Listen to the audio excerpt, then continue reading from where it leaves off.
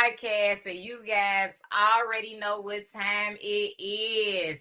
Exclusive interview time and exclusive topic discussion time. The views that we express are not of those of Biggs Radio, Chicago. They are subsidiaries, sponsors, and or affiliates. Welcome, guys, to Real Life Topics Podcast, Biggs Radio and iGlobal Radio Network. It's exclusive. Hey, It's exclusive interview time. I am honored with this exclusive interview. It can't get no better than this. Mr. Tony Schofield is in the building. Chicago is in hey, the building. And hey. if you guys did not know who Tony Schofield is, I'm gonna give you a little recognition of who Tony Schofield is. Of course, Chicago, Illinois native. Mm-hmm. Tony Schofield, known as the One Man Riot, one of the number one radio personalities and one of the number one comedians out of Chicago, a writer, an actor, an activist, founder, and president of the Zone Layer. Yes, Tony sir. Schofield is also a husband as well, a father. Retired CFO, 30 years of experience as a chief financial officer in both privately held and public companies. Tony Schofield has also worked with legends like Samore, Bernie Mac, which Bernie Mac is one of his mentors, if you guys didn't know. Indeed.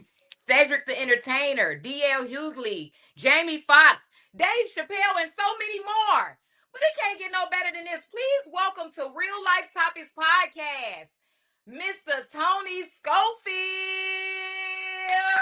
What's good? What's good? What's good, everybody? And first of all, thank you for having me on. I truly appreciate it. Thank you so much. And thank you for all your kind words. I almost looked around like, who's she talking about? Who, who did all that? What? Yeah, Mr. Tony Schofield. I just said my definition of who Tony Schofield is. Could you let Real Life Topics Podcast, Biggs Radio, iGlobal Network audience know who is Tony Schofield? Well, all of the things that you just said, and I'm just a real guy, man, a regular person, um, who has a love for stand-up comedy, also radio. I got into radio, through stand-up comedy, and like you said, I'm a father, I'm a grandfather, I'm a husband. Me and my wife are going on 39 years of marriage. So I'm just a regular guy who absolutely loves the art form of comedy, radio, and entertainment in general. So, and I'm a sneakerhead, I'm a gamer, and all of that. You know what I mean? So that's me. I'm your next door neighbor. I'm your cool next door neighbor. If I could put it any other way, I'm that guy that's your neighbor, but you like he cool as hell. I like that guy. That's me. Yeah, for sure, for sure. Well, welcome to Real Life Topics Podcast.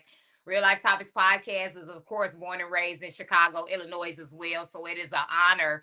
I grew up on Tony Schofield my whole life, and my mom and everybody. So it's definitely an honor to have you on the show. That make me Um, feel old every time somebody say that. You know what? My mama grew up on you. I'm like, Well, oh I grew Lord. up. I'm an '80s baby, so I grew up on Tony Schofield as well. So I've always wanted to be like you when I grew up, and now I have the platform and the opportunity to try to grow and to develop into Tony Schofield. But Yes. I really wanted to dwell on who Tony Schofield is. Tony Schofield is not just a radio personality. He's a stand-up comedian. Yes. It's like a jack of all trades. So, you have been for 30 years. You have been a stand-up comedian. Yeah, like 30, oh, even like 35 years now. So I'm just like I'm like an OG in the game. I'm like the unk of comedy right now. I'm unk right now with comedy. But yeah, I've been in the game like 35 years. I've been doing radio probably about going on 27 years. So I've been in the game for a little bit. Yes. So you've been in radio for over 20 years, maybe, or just about 20 years. Yeah, like 26, 27 years I've been in radio, and I got that through doing stand up comedy. So. Okay, so one thing that was interesting to me, because of course I've been researching you all week and been googling and different things. One thing that was Google me. interesting, yeah, well, hey, Google got all the information you need, I but know some of. nevertheless, I've like been totally researching, and one thing that was interesting about you to me was your your goal and aspiration was first a writer. Yeah, yeah. I've been writing since I was a kid. Stories, short stories. I got published when I was a kid in grammar school. And to be honest with you, I really wanted to be. I'm a big Stephen King fan, so I started reading his books when I was a kid. And I wanted to be like the next Stephen King and write horror books and stuff like that. It's just my mind ain't that deep and dark like that. But yeah, always been a writer, and I think that's what led me to comedy and then on to radio. Just man, I always put that pen to the paper. Even to this day, I got notebooks stacked up around here.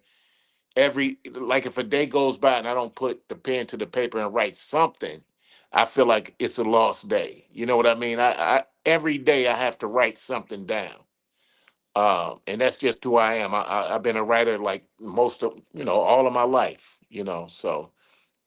So could you give us a little bit about the journey of you, of course, your first goal, one of your first goal and aspirations, other than the financial part, when you Hmm. first started off with your career. And then one thing was interesting about me, that you left a whole career behind to do stand-up comedy. Yeah, I was working at the Chicago Board of Trade. Like most of my family worked at the Chicago Board of Trade, which is the stock market in Chicago, the Mercantile Exchange. I worked down there for years, and I started to get into stand up comedy. Actually, I was going to like little open mic nights. My wife didn't even know. I didn't even tell my wife maybe for like a couple of years that I was actually dabbling in comedy. So I'd just be like, "Oh, we just went out, we just went out or whatever." And there was this contest called the Miller Lite Comedy Search in Chicago years ago, and Bernie Mac won it, Adele Givens won it, Cedric the Entertainer won it, and I was going to try out for it, and I didn't even tell my wife until I knew that I made it into the contest and actually got to compete. And my first year that I actually got involved in it, I actually won that thing at the Park West in Chicago, and I was working at the Board of Trade, and like I made my mind up from there. I'm like, you know what, man, it's this comedy thing is calling me. It was like God put it in front of me and said, hey, this is what you should be doing. So I left. Well, I ain't leave. I got laid off. I'm gonna be honest with you. I ain't leave on my own. I got laid off. I could have easily went back down there and got with another company, but at that point, I'm like, you know what? I think I'm gonna go ahead and try this comedy thing full time and put my all into it. And from there, that led to my radio career. So it all started, like I said, I was working at the Board of Trade. I wanted to be a stockbroker, or at least I thought. And yeah, God pointed me in another direction. So I'm here today. For sure, for sure. So you started off with, of course, comedy. Well, I Hmm. always wanted to be a writer, which was goals and aspirations, but it went into comedy. What started the radio personality career? Man, there's a brother by the name of Elroy Smith who was the program director at WGCI, and he hired me to do. They used to have these Father's Day and Mother's Day brunches, so he hired me to do those events because I could do clean comedy. I mean, I could go either way. I can do raw comedy or whatever, but he knew that I can do clean comedy, for mothers and fathers and families. So he hired me for a couple of those events, and he was like, you know what, I'm gonna put you on the radio. So I started sitting in. Man, I sat in with some of the greats. I sat in with Doug Banks. I sat in with Herb Kent, and he was like, "Okay, cool. You got a little feel for radio," and um, he decided to hire me full time to be on the Crazy Howard McGee Morning Show. That was my first radio job. Shout out to my man Crazy Howard, Nikki Woods, and man. At first, I ain't know nothing about radio. I'm a stand up comic. It's a different animal. It's a whole different entity. But yeah, I got in there and learned the radio side of the business through Crazy Howard and Elroy Smith, Marv Dyson. And when I first came to WGCI, I was in there with people that like I admired. I'm like, man, I'm in here. There's Rick Party right there. They're the bad boys, Mike Love and the Diz, Herb Kent, all of these people that I had listened to growing up. And I'm like, dang, I'm working with these dudes. These dudes are my peers. It was crazy. Like I used to walk around there like a little kid, I'm on the radio. I got a name for myself and people are, loving me or whatever, but I'm still in there like, that's Rick Party. Oh my God. Those are the bad boys. Can I do the birthday song? It was just one of those things, man, to where I was really fortunate for my first radio job to be at the biggest station in Chicago. It was amazing.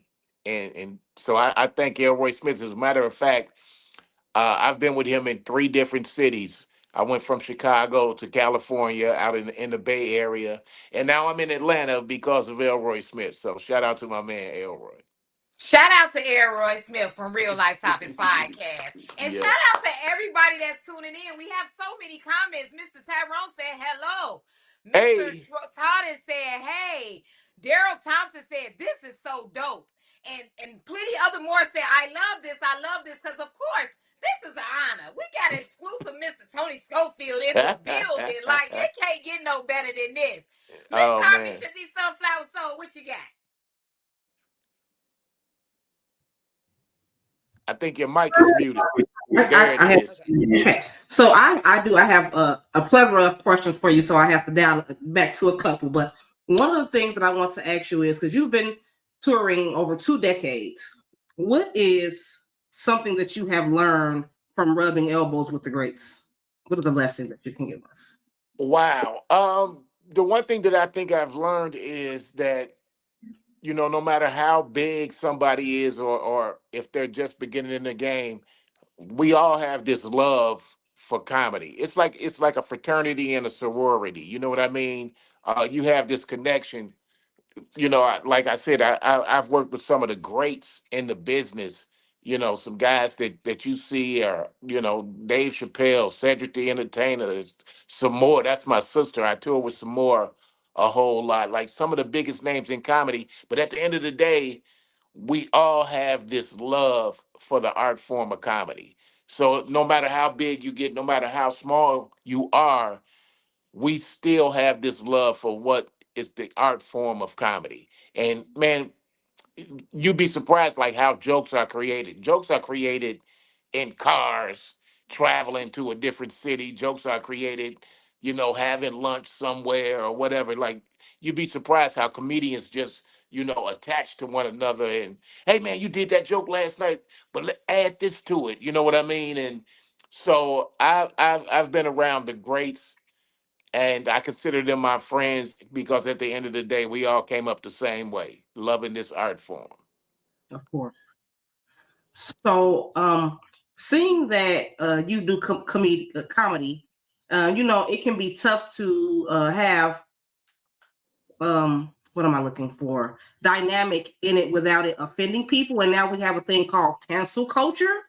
Yeah. So, as far as cancel culture is concerned, what have you seen over the years, and how do you balance accountability in your art form? Well, with the cancel culture thing, I think that happened a few years ago, when everybody was hypersensitive. We was going through the COVID thing, so I think there was a lot of attention being paid to what comedians said. I think it's kind of fading out now. Like you had guys like Dave Chappelle, you know, he says what he wants to, and he's never been canceled. So, with the cancel culture thing, the thing that my philosophy on, especially with messing with the crowd and talking with the crowd and talking about people who paid to see you. My thing is, if the person you talking about ain't laughing, just as much as everybody else, then you're not doing it right. You don't want to take somebody and isolate them in the crowd and make them feel like everybody is laughing at them. You want them to feel like people are laughing with them. So I've always, I can get at a heckler, probably better than anybody. I was known for that. But the thing is, you have to make them laugh as well, Mhm. you know. And as far as cancel culture is concerned, like I said, I think it's kind of playing out now. People are saying what they want to say. I think that was a time that we had during like COVID and the pandemic where everybody was like hypersensitive about everything. So I think it's getting back to the point where comedians can say basically what they want to say.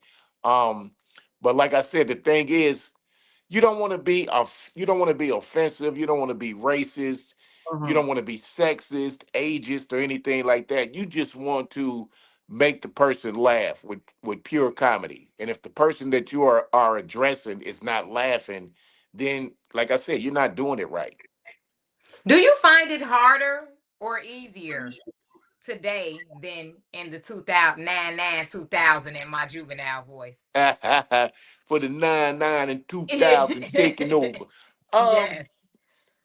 um, it's crazy because like back then we didn't have the outlets that we have now. You got social media, you got podcasts, you got a whole lot of different ways for comedians to, get to their audience. Back when I came up, man, it was pure comedy. It was on stage comedy. People had to come out, pay their money, and come and see you on a stage, do your thing, do your art form. So and then back then we had outlets. We had Def Comedy Jam, we had BET, we had so many different outlets, and people had to go to these places. You had to watch BET, you had to watch HBO, you had to watch Comedy Central, Showtime, all of these different outlets that produce comedy. So I'm going to say for myself, I think it was easier back then because, you know, you had to be of a certain level of comedian to even be approached by these places. So like everybody wasn't on HBO Def Comedy Jam. Everybody wasn't on BET's Comic View. Everybody wasn't on, Jamie Foxx's Laugh-A-Palooza. Everybody wasn't on Martin Lawrence's First Amendment stand up. You had to be chosen for these things, and you had to be good. You had to be one of the names that was ringing bells out there. Now anybody could basically set up a camera and say they're a comedian. But back in my day, it was like, yo, you had to prove yourself. And we had real comedy outlets that, only catered to real, I don't want to say real or fake, but only catered to those who really put in the time to get to that point. So, what can you attribute your success to outside of your talent? My mama. My mama, God rest her soul. My mom, I was always a creative type, always a writer. My mom catered to that. My mom championed that. She fed into that and nurtured that, and always told me, you're a creative kid. You're not like everybody else. You're a writer. You're smart. People don't know that. Like I was really smart in school growing up until I got to high school and started acting a real fool. But yeah, my mom. I think that everything that I am today is because of my mom. Jean, love you, mom. Love you, mom. We gotta give shout out to all the moms out there that's doing their best. All the mamas. Yes, yes. For Okay, sure. you have another question, Steph? Okay. So, I believe we wanted to go ahead and start our topic. Okay. Okay, We so did. I did. Yeah, go ahead. I definitely want to start the topic, but I definitely wanted Mr. Tony Schofield because we do have a lot of people that are honored and was looking forward to Tony Schofield from comedians. We have a shout out to all the comedians that's tuning in. Also, shout out to Shut Mr. Walter Blunt. Shout out to Miss Tracy Janelle. She said, "This is amazing." We up. just don't know how amazing this is to have Tony Schofield on the show. I mean, we have a genre of a group of our generation that grew up on Tony Schofield yeah, every day, getting the rad to school. I went to school on 39th and King Drive. I rode to school every morning predominantly listening to Tony Schofield. So this is a big honor. If you had any advice that you wanted to give to any up and coming comedians and or radio personalities, what would you tell them, Mr. Tony Schofield? Wow, put in the work. Put in the work, but don't make it become work. You know what I mean? Comedy is an art form. Being on the radio is an art form. I had to learn that as I grew into the business. But it shouldn't feel like a job. It shouldn't feel like, man, I gotta get up in the morning. You should wake up Mm-hmm. every morning That's right. excited to go and do your job. You shouldn't say, man, I got to do this. You should say, I get to do this, and you should be happy for the fact that I get to do this. There are people out there that are working hard in factories and not really making no money, but they're taking care of their families. But you get to get up in the morning, early as heck. Now I ain't gonna lie. That morning radio ain't for no, it ain't for the softies out there. You got to get up 4 o'clock in the morning every morning, and you got to be on point when that mic turns on. So I would just say to anybody out there, put in the work, but make sure you don't feel like it's work. And Mm-hmm. and study those Mm-hmm. before you. Like I said, when I got into radio, man, there was so many greats around me. I was like a sponge. I was sucking it up. You can't always be the one talking. Sometimes you got to listen to the people that came before you, because they know what you're trying to get to. So definitely put in the work, especially with comedy. I tell all young comedians out there, yeah, it's cool to laugh and joke with your friends and your family, and go online and do this and that. But you got to hit that stage too. You got to hit that stage. You got to hit. When I came up, it was like 3, 4 nights a week. I'm hitting stages. Wherever I can go and get a microphone in the crowd, that's what I would do. So you gotta put in that work, and be diligent about it at all times. For sure, for sure. Well, it's time to pay the bills, guys. You guys already know what time it is. Let's pay them bills.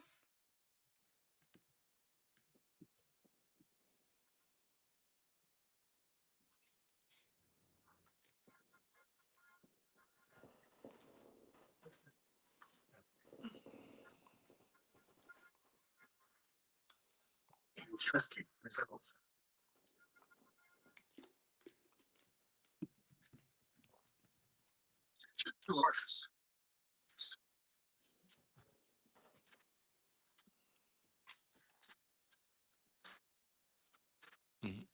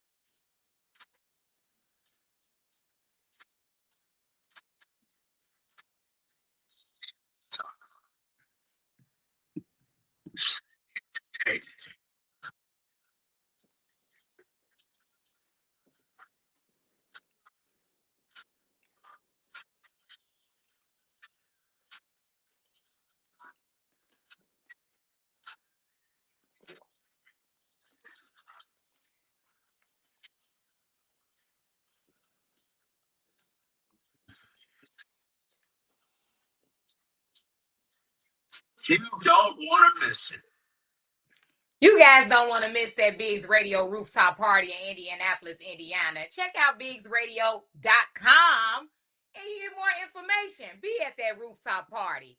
But back to Mr. Tony Schofield. We have, if you're just tuning in, we have Mr. Tony Schofield in the building, a Chicago native, a radio personality, and a stand-up comedian. One of the number one stand-up comedians, that is. So we are going to go into our topic, of course, for today, and it's Mhm. following your purpose. Mhm. Also, hashtag, what is the topic about again, Miss Carmisha the Sunflower Soul? following your purpose, but also knowing when to hold them and knowing when to fold them. You know, being purpose led, and yeah, being purpose led in your career and in life in general. Hmm. Definitely, definitely. Okay, Following so your purpose. Yeah, go ahead. I mean, because you seem to have had a lot of hats that you have pulled out of, and you have been in proximity with a lot of people. So, with that being said, you know there are going to be come times when there are points in your career where you may come to a dead end. How do you handle those times? Wow. Fortunately, I haven't hit that real hard dead end.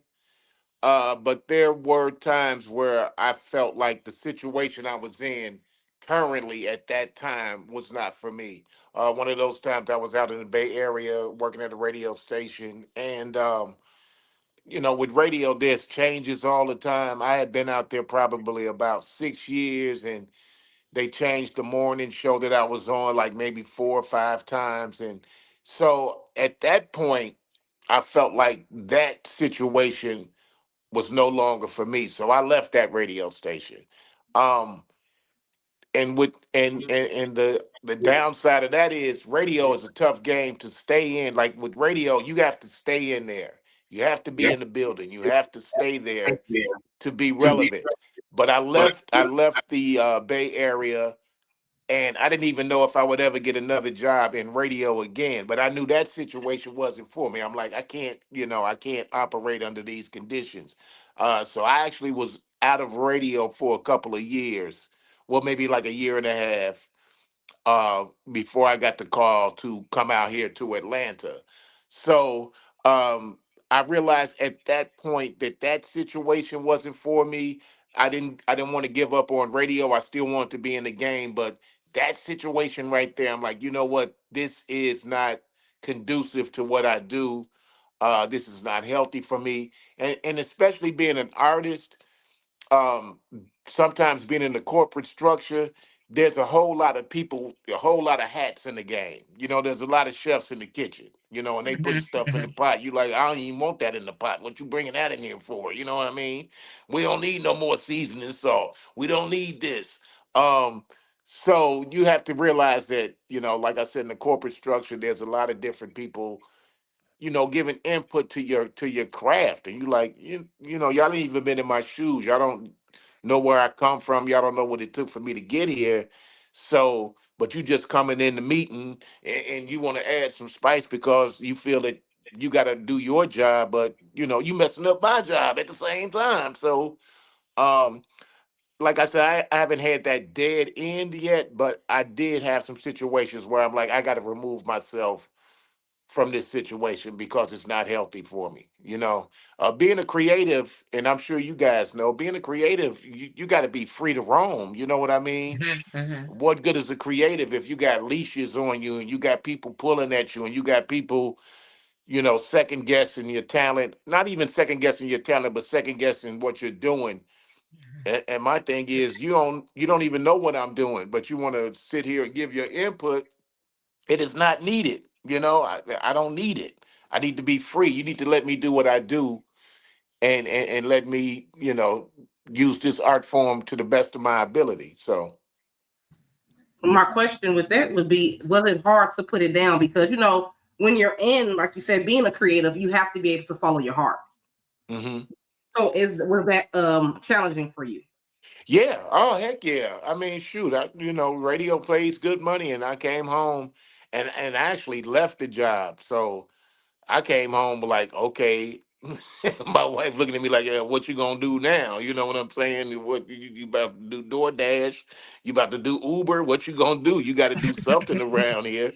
Um, but my wife has been my biggest supporter the whole time, and before I even left that job, I talked with her about it. I'm like, I got to make a move, and she was there for me. She's like, you got to do what you got to do, but at the end of the day, we still got bills to pay. And then, like I said earlier, not being in the game for that period of time, it was frustrating, because I didn't know if I would ever get another opportunity in radio. Radio has changed so much. I don't know if people realize it. Radio has changed so much, as far as the structure of it, and like I said, it's more corporate now. So There was a time where I was just like, man, I may never, grace that mic on the radio again, and that was real frustrating for me. So what is the thing that fuels your passion and your purpose? I would probably say my writing, my creativity. Um, like I said, I got to get up every day and write something. I write skits for the radio. I write parody songs. When I was on the Crazy Howard McGee show, we had so many parody songs out there, man. Uh, we took uh, we took Juvenile's slow motion and turned it into no lotion. We had just like a bunch of songs. We took oh man, I can't even think of all the ones we had, but we actually put out an album. We had so many parody songs and skits and things of that nature. So what drives me every day is to, a lot of people do radio and they come and they talk about this celebrity, that celebrity, what's going Mhm, on here, what's going on there. But I like to give them something different. mhm. So I like to write skits. I like to do parody songs and just do something different than what I see out there. What's in the landscape of radio.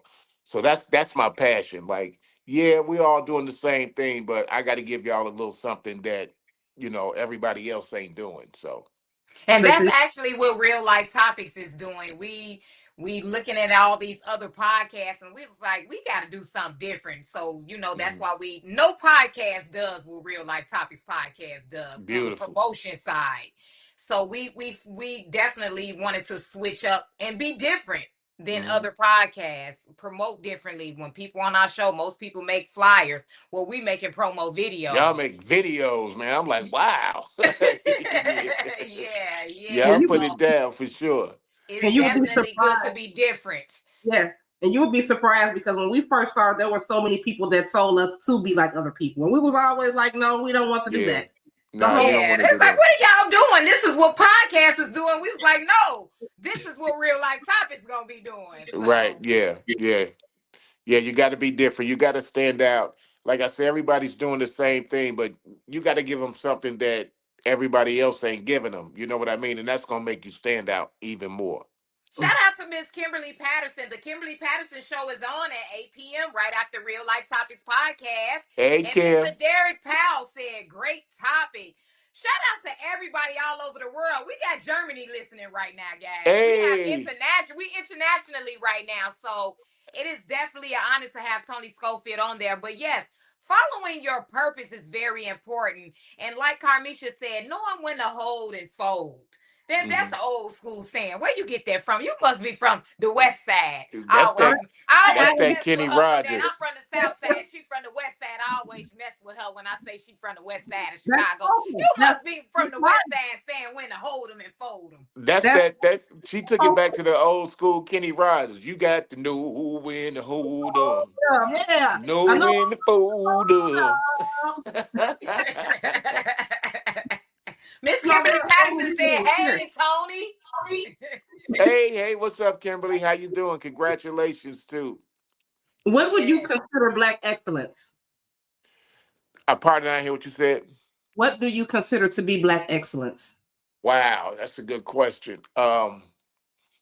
Black excellence to me is I mean, you already know, being a black person, especially here in America, the deck is stacked against you from birth.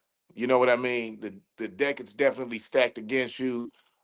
You're gonna get more people trying to stand in your way than you're gonna get people trying to help you. So black excellence to me is overcoming those obstacles and doing what you want to do and doing what you believe in and not letting that stuff stop you. Not saying, not looking at it like, oh my God, I don't have this, I don't have that. They're trying to block this, they're trying to stop that. But saying, hey, you know what? Despite all of that, I'm still going to get up and go and do what I got to do today. And I see so many black people doing that, no matter what field you're in, from regular workers to entertainers to athletes.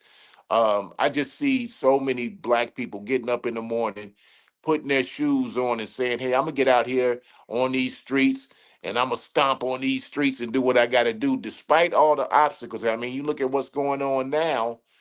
in this country. They're trying to erase Black history. They're trying to take away Mhm. the opportunities.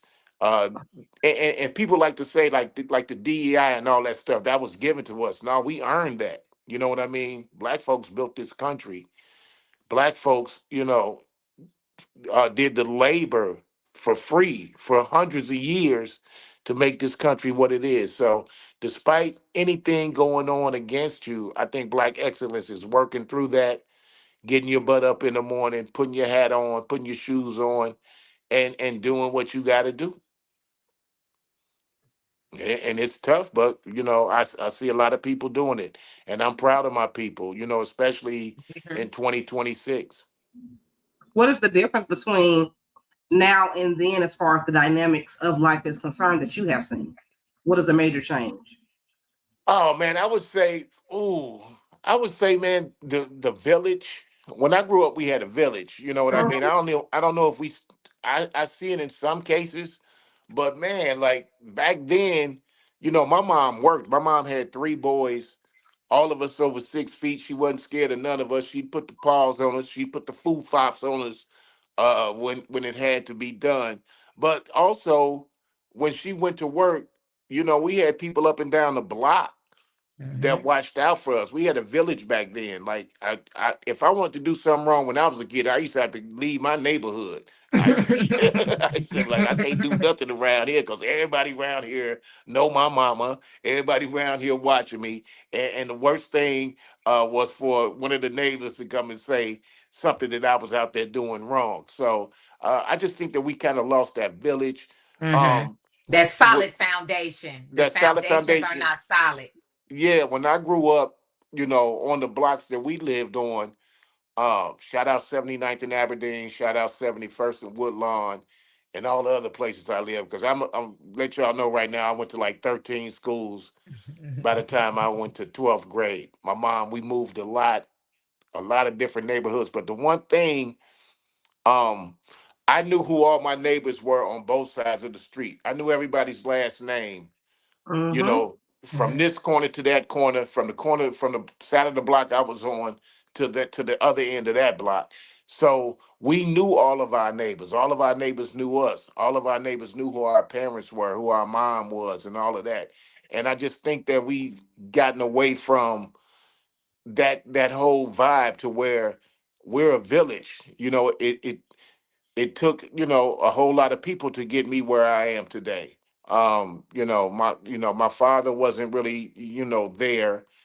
I knew who he was. I kicked it with him and all of that, but he wasn't there on a day-to-day basis. But I had uncles, I had grandfathers, I had big brothers, and I had neighbors. I had people that I grew up with that made sure I was on the straight and narrow. You know what I'm saying? Like the old drunk on the corner thunk you on the forehead, like Mhm. Mhm. get your butt up Mhm. out of here. And I'm like, you smell Yep. like pee, but get your butt up out.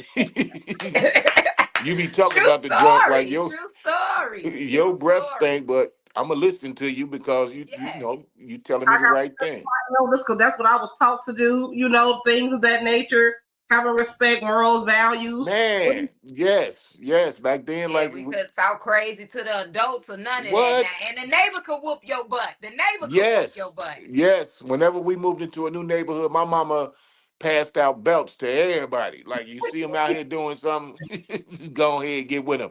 Like you be amazed that like you sitting there doing something you ain't got no business, and Miss Johnson come out her house with a belt and Yeah, start whooping. yeah. You ain't even my mama. What is you doing? And And then that wasn't the saying either. Today these kids will say, "You ain't my daddy" to the You ain't my stepkids, or mama. yeah, "You ain't my mama." That couldn't even come out that our didn't mouth even back in the matter. day. And That didn't even then matter. after she whooped you, she came and told your mama what you did. You got another whooping. So shoot, it was some things I did. I got two and three whoopings for real.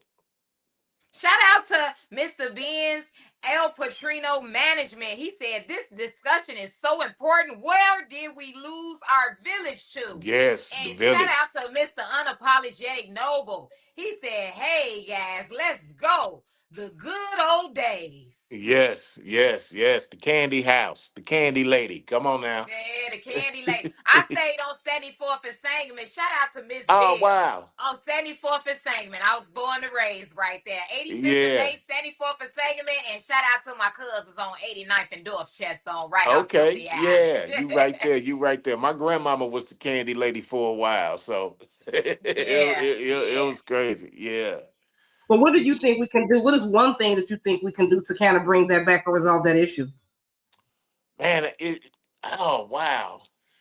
I really wish I had the answer to that. It's so crazy that it seems like such a simple thing, but right now it's really hard. I would just say, man, people just got to start going back outside and knowing their neighbors, and introducing themselves and becoming that village again. Like, what happened to the block club party? You know what I'm Mhm. saying? What happened to the block club? Remember every summer, man, you had that block club party. Everybody had it'd be 19 different stereos on the block playing different music. And we just need to get that camaraderie back. People need to know their neighbors. People need to look out, and I hope that they're still doing that. People need to look out and see what the kids are doing on the block and saying, hey, you know what, that may not be my kid, but I got to at least look out for him and say something to him if I see him doing something wrong. So I just think that, man, we had those, man, we had good blocks when I grew up. We had people that, man, it was just a great thing. Like I said, the block club party, and you have a birthday party, everybody on the block come, the cookouts and all of that stuff. We just need to get back to the basics of knowing our neighbors and knowing our, the kids out there, and knowing everybody needs to know everybody. Introduce yourself to your neighbor. I know people right now that couldn't tell you who lives on either side of them. You don't know the names of the people who live on this side of you and that side of you. That's not cool. At some point, we're going to all need each other. I Yeah, believe that for sure. fear mongered us into distrusting each other. Yeah, that too. That too.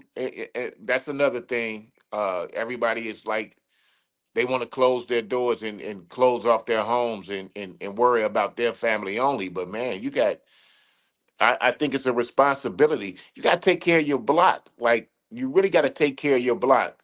I remember my grandmama, would come in. She'd be bringing groceries in. It'd be dudes on the corner shooting dice. You know what I mean? Drinking or whatever. But when they see my grandmama pull up with them groceries, they dropped them dice, put them drinks down, and ran over like, "Hey, Miss Orange, you need some help?" You know what I'm saying? Things of that nature. Just even though you may be into what you're into, you still have respect for them elders on that block. And that's another thing. The elders got to hold the block down, and the youngsters have to respect the elders. You know what I Yeah, mean? because they're not doing that nowadays. Nowadays, it's Yeah, no respect for elders. It's like if you yeah. old school or you it's like a passcode to disrespect for some reason. When back in the Mm-hmm. day, we that was a no go. It was like you drop everything. No, even with the gangsters and the killers, it was no Yeah, children, no yeah, women. You yeah. know. Yeah, we had, man, on the block I grew up on, we had guys from two different gangs. They was opposites. They supposed to be against each other, but they might have been doing that outside the block. But Exactly. when they came on that block, all of that stuff got put to the side. I mean, it'd be guys out there in two different gangs playing on the same softball team with each other. You know what I mean? Because the team represented the block. But, you know, like I said, they put all that stuff to the side when they came on that block because they had respect for their block and where they lived at. For sure, for sure. Tuning in the Gift of Gab podcast. I am Noble is in the building. And Mr. Blunt said, yes, respect is the way. Unapologetic Noble said, the truth is, we usually don't get the old days back by trying to recreate the past. We get Hmm. them back by bringing back the values that made those days feel good. Exactly. Exactly. Come on now. For real. For real. Yes, yes, for sure. So it's like I said, our topic was about following the purpose, and of course, like Carmisha said, we all over the place when it comes to the new days. Radio is not the same. We got social media, the content creators, they taking over. One question that I did have for you also, how do you maintain, Mr. Tony Schofield, after decades of comedy and radio? How do you maintain? The love of the game. I'll say that. I still got love of the game. I still love what I do. You can't do anything consistently and for a long amount of time without loving it. You know what I mean? Like if you look at some of our athletes out there, or some of our people that we've seen on TV and in movies. Like you look at Denzel Washington. Denzel Washington still loves the game. He still loves to get up and go to a movie set and put on his best performance. So you got to love it. Yeah, it can become, stagnant. It can become where you like, oh my God, I got to get up and do this again. But you still got to love it. So I still love getting on stage, doing stand up comedy to a room full of strangers who paid to see me. Half of them like, you better make me laugh. They sitting there trying not to laugh, because they paid their money and they got to buy two drinks. But I still love it. I still love radio. I still love to get up and crack that mic and do what I do on a consistent basis every day. So if you ain't got love for it, once the day that love leaves you for what you're doing, that's when you're gonna be like, oh man, this ain't it. So you have to love it. I still got love for the game. But being authentic will get you far, and you are an authentic person. Thank you, thank you. I try to be. I Do try to you, be for sure. do you believe that? What is the difference? Because you're from Chicago, right? And you've been to a lot of Mhm. different places. Do you believe coming from where you came from helped you in your career? Oh, definitely, especially with comedy, and even with radio, because man, we had some of the greats and still have some of the greats in radio. I mean, you got to look at, Doug Banks was in Chicago, Tom Joyner was in Chicago. Some of the greats in radio came from Chicago, but especially with comedy, you got to look at that as well. When I came into the game, I was just a little dude trying to try comedy. But the guys that were there before me was some of the greats. I mean, I came up under Bernie Mac, came up under Adele Givens. There's a guy named James Hanna, God rest him. He was one of the greatest writers in Chicago comedy history. He ended up writing for TV shows. Ali Leroy's another guy who wrote for Chris Rock and a whole lot of shows. So coming into the game in Chicago to do comedy, one thing to this day Chicago comedians are known for is being some of the best writers. And you can go from city to city and ask any group of comedians who they consider the best writers in the game, and Chicago is going to come up consistently. Mm-hmm. As far as guys who put that pen to that paper, guys who really, really take a joke and develop it and use the art form of comedy to the fullest. I mean, seriously, you can go out right now and go to New York and ask, like, who's the best writers in comedy? And somebody gonna tell you Chicago. For sure. So For yeah, sure. definitely. We got some, and we got guys out there now that are beasts.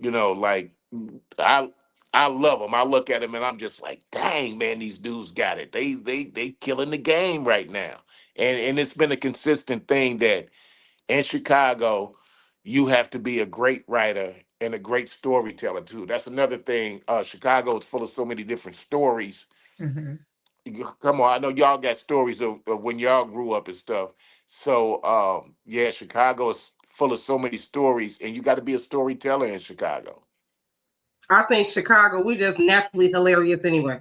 Yeah, come on now. Yeah. Yeah. Yeah, For yeah, sure. For sure. yeah, yep. Some of the characters on our blocks, and I think that every comic in Chicago takes something from each little character, on their block and put that into their acts. So yeah, we got. Come on now, y'all know Chicago is one of a kind. For sure, for sure. One thing that stood out to me, and we got about 9 minutes left on air. One thing that stood out to me was Bernie Mac was your mentor. Ooh, And yes. I was doing research on the history of you and Bernie Mac, and one thing that did point out to me that some things that real life topics is struggling with, that I felt like pointed out to me when I was doing research, that when you first started standing, one of your first moments, it might have not been your first moment, but I know it was Mm-hmm. the beginning or one of your first moments. Of course, Bernie Mac was your mentor, Mm-hmm. and you came late to Oh man. you came late to something that he hired you for, Bernie Mac. Yeah, And yeah, so it is very important to me because, of course, when Real Life Topics podcast first started off, we struggled with time, and we still do struggle with time. But a legend, one of comedians' legends, was on top of Tony Schofield about time. So can you man. share that story with us of how Bernie Mac was like, "Hey, this cannot happen. We Yeah, we Bert. gotta be on point." Yeah, Bernie had some of the best comedy rooms back in the day. There was a place called Spices up on like North Wales. It was like in a basement. You have to go down. It was this club, and everybody would be there. Like Phyllis Hyman would be there. Like a lot of people would show up. Um, and Bernie had this room, and it was a great room to work. And I remember he booked me one day, and I came in late. And first of all, like I was a new comic at that time, so it ain't like I'm gonna go up late in the show. It ain't like people are there to see me, and I'm gonna be one of the last ones. I'm gonna be like the first one. You the new guy, so you got to be on stage first.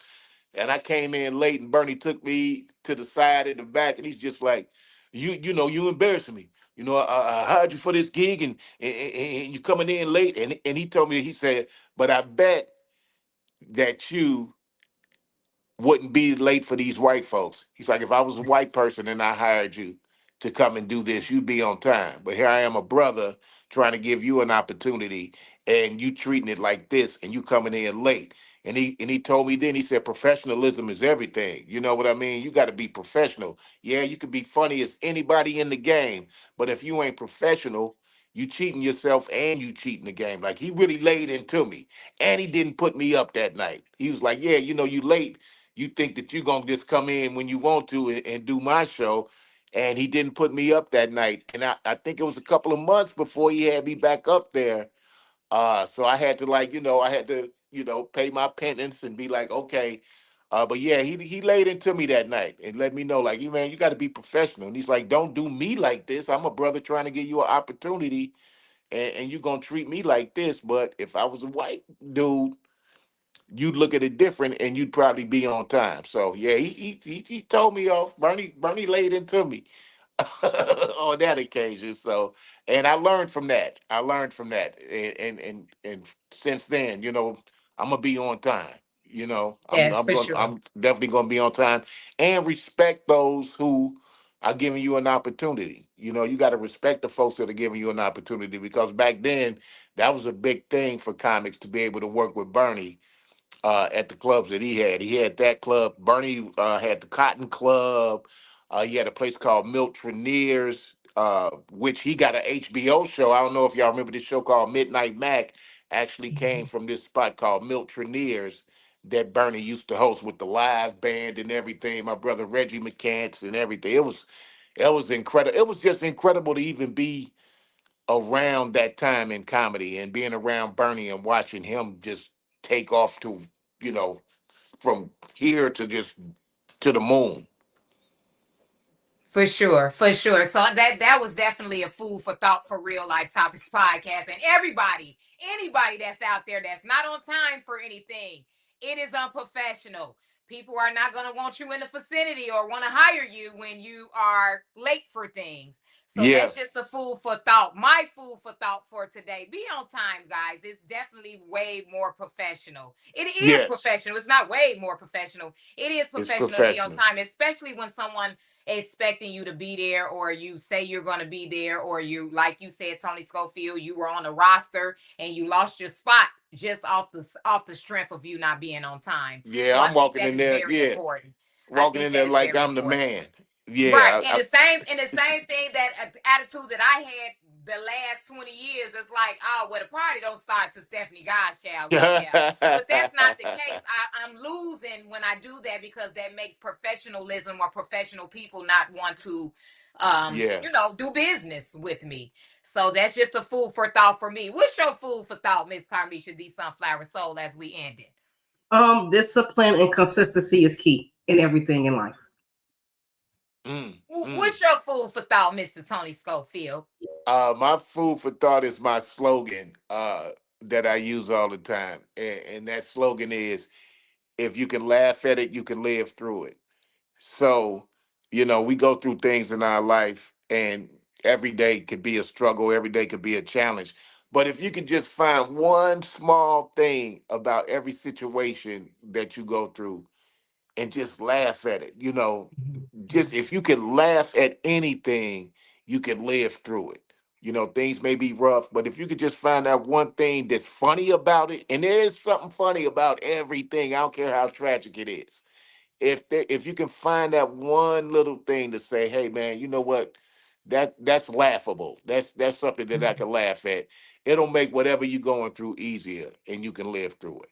And they say laughter is medicine. Of It course, is. laughter is really medicine. So, for sure, you Yeah. could be going through some things, and if you can laugh about it, laugh from crying, it's a Yeah. wonderful thing. It's a Yeah. wonderful thing. I consider all my comedian friends out there, I say that, you know what, really, we're ministers, and comedy is our ministry.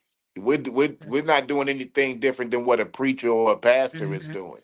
We're just using comedy as the word, and we're changing lives, we're lifting spirits, and we're putting people on the right path. But it's through comedy. You know what I mean? So, and in a way, we're ministers. I'm Pastor Sco. That's right. That's right. That's right. Well, we Yeah. are honored and we want to thank you, Mr. Tony Schofield, better known as the One Man Riot. Of course, if you could tell Real Life Topics Podcast, Bees Radio, and iGlobal Radio Network, how could they follow, like, share Mr. Tony Schofield?